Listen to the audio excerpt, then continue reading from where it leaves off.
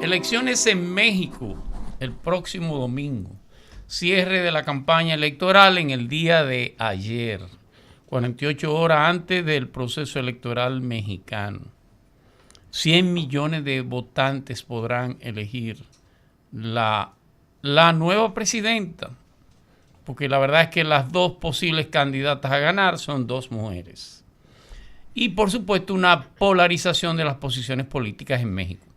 Por un lado, los partidos liberales como Morena, como algunos partidos de izquierda que apoyan a la candidata del partido Morena, a la candidata Andrés Manuel López Obrador, Silvia Showman, algo así creo que se llama. Y por supuesto del otro lado el ala conservadora, el ala derecha, que también apoya a una mujer, en este caso a Claudia Xochitl Gálvez, que es la candidata del PRI, del PRD y de otras agrupaciones que de una manera u otra representan la parte conservadora. Todo indica que si el proceso sigue como va, la candidata de Morena ganará las próximas elecciones. 6 años. México no tiene reelección desde la Constitución de los años 40. Hay que decirlo.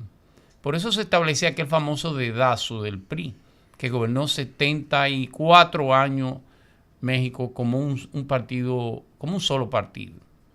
Aunque podía tener oposición, quien eligiera el PRI para gobernador, quien eligiera el PRI como alcalde, quien eligiera el PRI para la posición que fuera, siempre era el favorito. Era el famoso dedazo y por lo tanto, Claudia Sheinbaum. Y por supuesto que era quien al final ganaba las elecciones. Eso hizo un partido invencible en sentido general.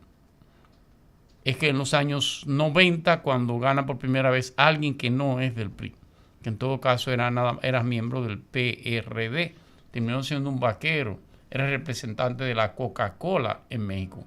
Presidente horrible, muy malo. Lo que hizo volver de nuevo al PRI al poder. En las últimas elecciones entre Peña Nieto y quien fuera el alcalde de la Ciudad de México, del Distrito Federal, terminó haciéndose un gran fraude. A tal nivel que el que era candidato en aquel entonces de una agrupación nueva que salía del PRD, llamada el Movimiento de Renovación Nacional o Morena, era Andrés Manuel López Obrador. Es más, llegó a colocar un gobierno en el Zócalo. Y por supuesto, años más tarde terminó siendo el candidato y el presidente de todos los mexicanos. Su gobierno no ha sido malo. Ha sido un gobierno humanista, ha sido un gobierno respetuoso de los derechos de los mexicanos y en cierto modo por eso tiene tanta popularidad y tanto alcance su candidata a la presidencia.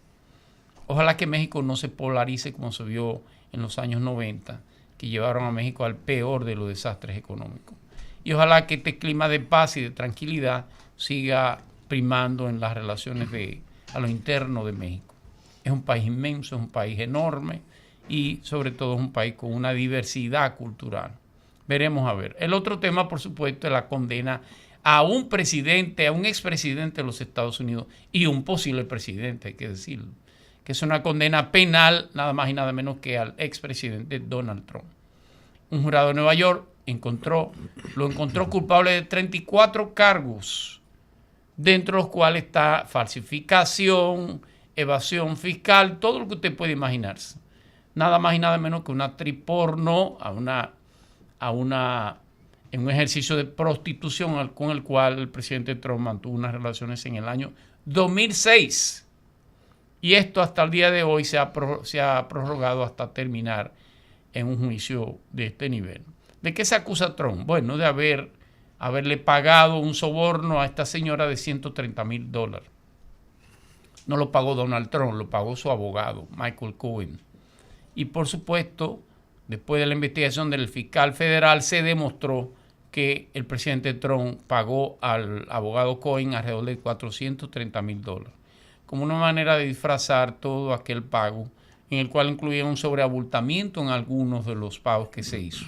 Era una manera de cuadrar ese soborno que se hizo. El primero que declaró para evitar y buscar cierto grado de inmunidad fue el abogado Cohen, el cual declaró todo lo que tenía que hacer y por supuesto la propia Stormy Daniels.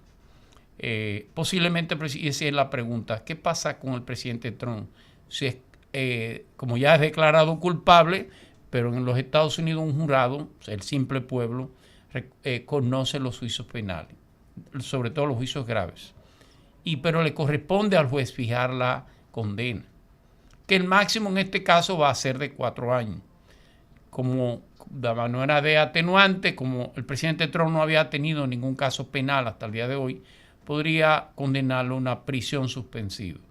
Si es una prisión suspensiva y ya la Suprema Corte Federal dictaminó que aunque él sea condenado no puede extraerse de su condición de candidato a la presidencia.